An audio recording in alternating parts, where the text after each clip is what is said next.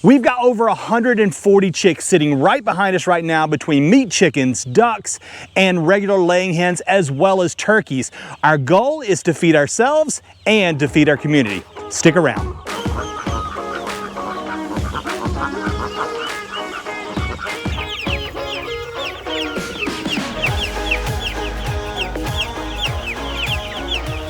Hey guys, welcome back to our channel, The Purpose-Driven Homestead. I thought I'd give you an update today on where we are with our chicks. A couple of weeks ago, we actually filmed a video and we showed you a little bit about our setup and our brooders and how that was going to work with our chicks. We now have over 140 chicks that are here on the homestead, this little bitty piece of property that we have. We're working to try to get those set up, and our goal is to feed our family with those over the winter, and also we'd love to start establishing some ties in the community so we can start feeding our community and expand and make our operation bigger. But until we do that, I can't grow too many chicks until I have people to buy those chicks. So today we're really just working to establish a name, kind of share some of that information with people and show them how much different the food is when you grow it yourself, when you grow these chicks.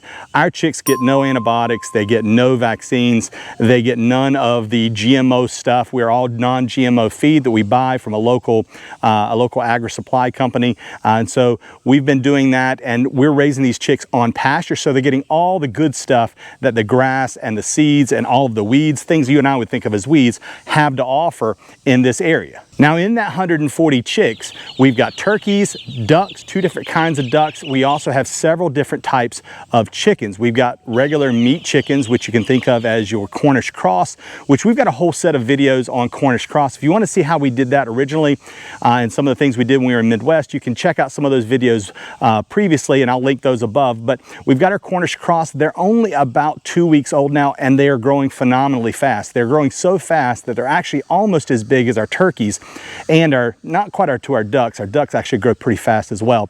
But the Cornish cross are way bigger than the other chicks that are actually a week older.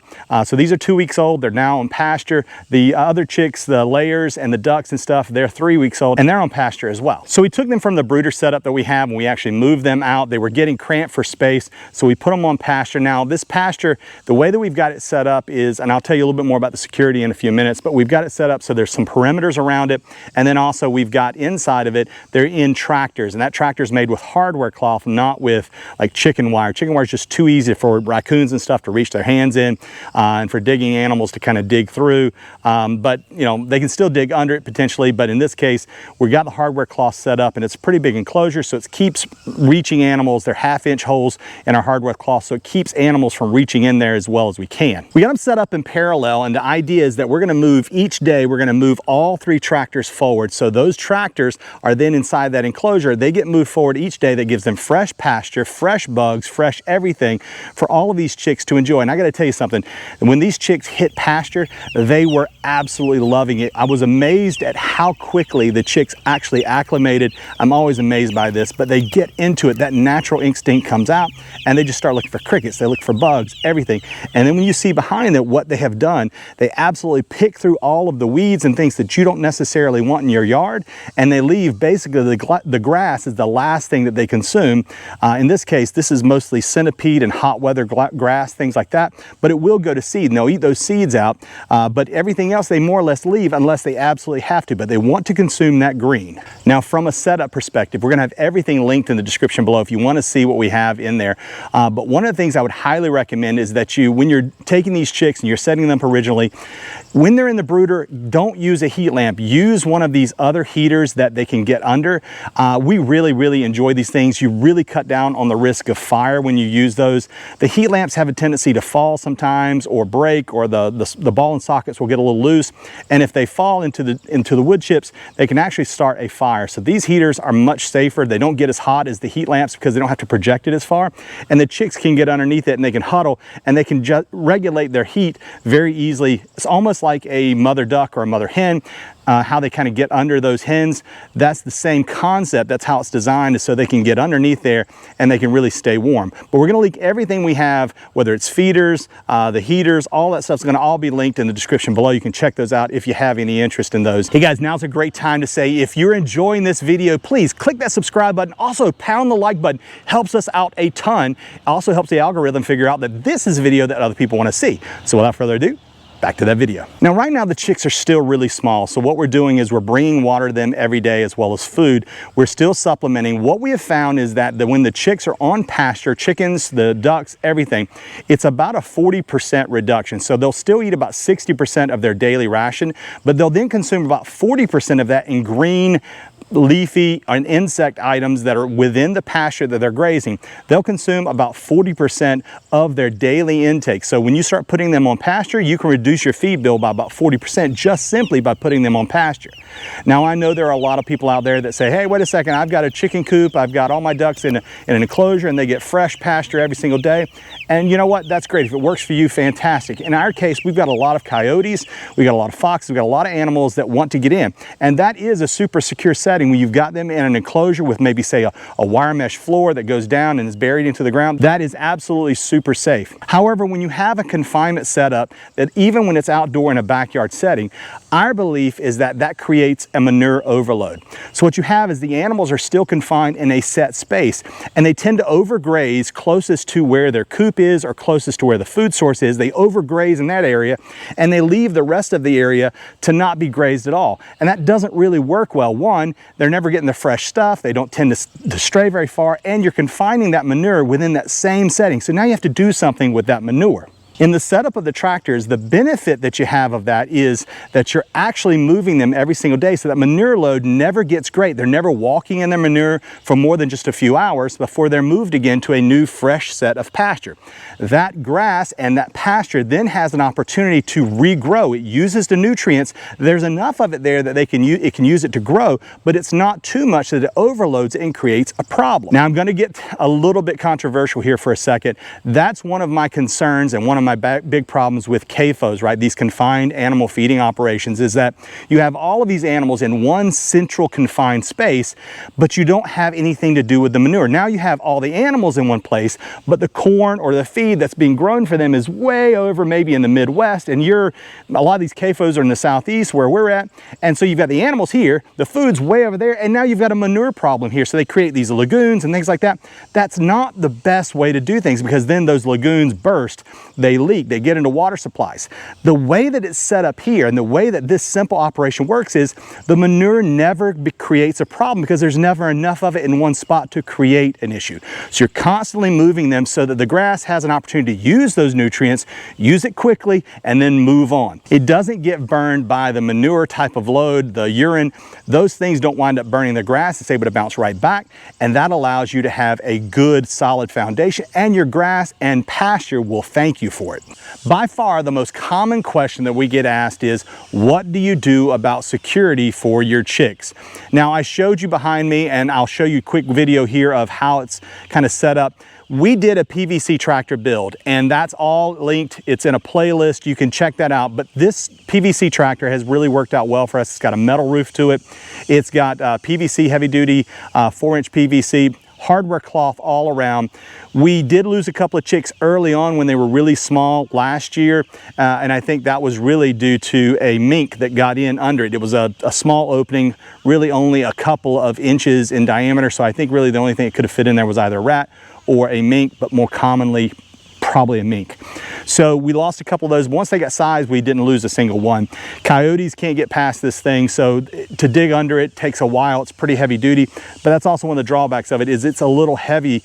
So we do sometimes move it, 2 people to move that one. We've built some smaller tractors now for this next generation chicks, but we're using all of these together. So I'd say the benefit of the PVC tractor is it's really, really sturdy and it's heavy. Not very many predators are going to try to tackle that thing. The other tractors are wooden tractors that are a little smaller, more of the Joel Salatin approach probably that you'd normally see, and we've got those in production. We've got 2 of them. We may even build another one to give us a 4 tractor startup here, but you can see that behind us. So that's kind of the first line of defense. That tractor is pretty well built. It's got the hardware cloth that keeps little hands like raccoons from reaching in and grabbing our chicks. They can't get in through the hardware cloth. They could get in through, say, like chicken wire. Chicken wire has big openings, plus it's not very strong. I wouldn't want to put that up against a coyote. That's that's really more for keeping chickens in and not for keeping predators out. So we use 1/2-inch hardware cloth on all of our tractors. Now the next thing that we have behind us is, you can see, netting. We use a electrified poultry netting that goes around our tractor. So in addition to the regular tractors that we have then, so that's the level of security, we also then have electrified poultry netting that goes all around the tractors, and then we seal it off so that it basically makes a circle around them, and that also keeps more of the predators further away. So instead of having them right at it and they can maybe dig under or try to get to the chicks, this poultry netting makes them think twice about getting in there. And I can tell you that a wet nose is a great conductor. So things like coyotes, raccoons, all of those things that have small hands, has paws, have wet noses, those types of things really, really do not like the electrified poultry netting. Now, is it going to keep a huge 350-pound bear out of there? If a 350-pound bear wants to get in your house, he's coming in your house. There is no way to prevent a predator of that size from doing certain things short of having a cement block wall. Again, I have watched bears, 300-pound bears, climb in windows of homes. So some of that you're just going to have to work with because that's part of the job. But in this case, we're going to keep them safe from most predators. Most bears and things like that won't want to come around, but in this case, that's the layer that we have in place. We actually have two different kinds of poultry netting, and I'm going to tell you that one of them I really do prefer significantly over the other. The first one we tried was Stark netting, and it did fine, but I felt like the quality was a little lower on it. It is cheaper, so you know, all things considered, it may be something that if you're entering into this and you want to put low level of outlay onto it, you may want to try that netting first. I think it's called Stark. I'll link it in the description below. That way, if you want to try it, you can. It worked. So that's step number one. Step number two is we expanded that and we wanted to get a better poultry netting. So we actually went to Premier One poultry netting, and that Premier One company makes a great netting.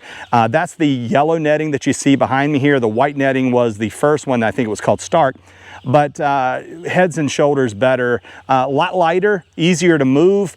It was a single push-in post and not a step-in post. That might be one thing that over time I might come back and tell you that I regret. I'm not quite sure yet. The first one had step-in posts. These are just push-in posts, and if the ground is super hard where you are, that makes it a little harder to get in. But the poultry netting itself and the poles and that kind of stuff, I actually like because they're lighter and they're easier to move. I'm not looking for something that's permanent. I'm looking for something that's easy to move.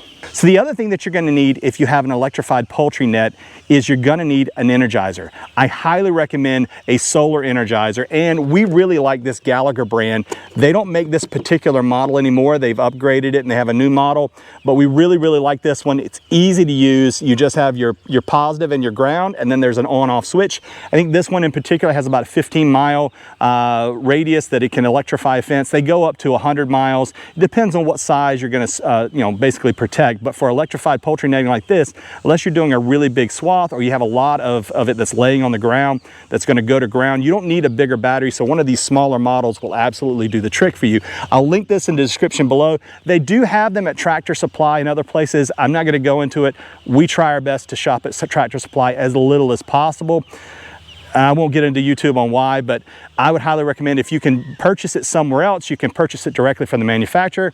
If you want to purchase from Amazon, if you want to purchase it from Walmart, there's a whole lot of places that you can purchase these online, and it will help as you're trying to get this stuff set up in your backyard homestead. Those are some really key, fairly inexpensive. These do run a little bit, but they're worth it in the long run. The ones at Tractor Supply, like this one right here, they're not nearly as good. They're really heavy. That you can see, look, we've had this thing out in the sun for, I don't know, probably maybe 6 months. The labels are all peeling off. These are fading. This just isn't high quality. It does serve a purpose, and so we had to pick this up because our other one died because I left it out in the rain. I dropped it and it was sitting in a place where it flipped upside down, so all the water, it wasn't the manufacturer's problem, it was my problem. I left it so that the water got into the electronics, and there's just no saving it. Once it gets in there, it fries it. And so our other Gallagher, I've got to order another one, so we've been using this as a backup until I can get the other one ordered. These are a little less expensive than the Gallaghers, but they're just not as good a quality. Like I said, it's fading, it's already starting to kind of fall apart. It'll get you by if you have to have something in a pinch, but I will tell you the Gallaghers is the way I would go. Hope you've enjoyed the video today. Hopefully you've learned a little bit about our chick, duck, and turkey operation that we've got going on here. It's small scale, we're looking to expand, but hopefully you're learning how you can do this in your own backyard. Our goal is, it doesn't matter whether you have a back porch, a backyard, or a back 40. We want to help you understand what you can do with your space. Our motto is do what you can with what you have. If you can't grow it yourself or you can't raise it yourself, find a local farmer who can. People like me, people like my wife and I, we are trying our best to feed our communities. We're trying to help our communities, but it requires people to buy from us. If we can't find people who want to eat responsibly raised food, then it makes it difficult and people can't do this, right? So I encourage you, support your local farmers, support people like us who are trying to do this and live a healthier lifestyle and help our communities live a healthier lifestyle as well. If you've enjoyed the video today, we've also got a series on raising meat chickens that you can check out as well. I'll link it in the end cards. Have a blessed day, and we'll see you next time on the Purpose Driven Homestead.